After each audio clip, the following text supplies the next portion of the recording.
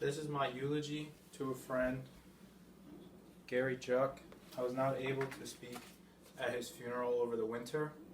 For those of you who don't know me, Gary Juck was a great co-worker of mine, and he was loved dearly by everyone on the job site, and also by his wife, children, and his grandchildren.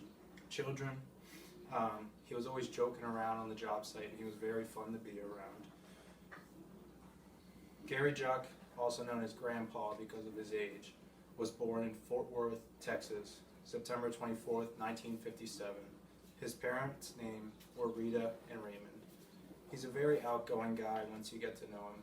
He may come off as a hard guy to get along with, but he's very easygoing. He always put others first, and he never thought about himself first, and that is why he was so loved by so many people. Right from the start, Gary knew that school wasn't his thing. He knew that he had to turn to work for an income, and he started construction at a very young age. Before I got hired by Burrow, I kept hearing about this guy. I kept hearing how hard he worked, and I always made him out to be a very young guy. On my first day, 2 years ago, when I first saw him, I was very surprised to see that he was a much older guy. But everybody always said, don't let his age fool you because he will outwork all of us. And that is exactly what happened. 2 years ago on my first day, he took me under his wing and taught me all the basics of masonry and laboring for the guys who were laying block and setting up and tearing down scaffolding. Throughout the summer I got to know him, and one day during the very hot summer of 2017, I was working side by side with him. Slowly as the day was going on,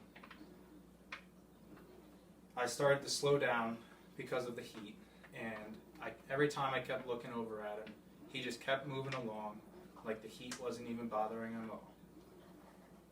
I went to go take a quick water break, and he turned to me and said, "Are you really going to let a 62-year-old outwork you?"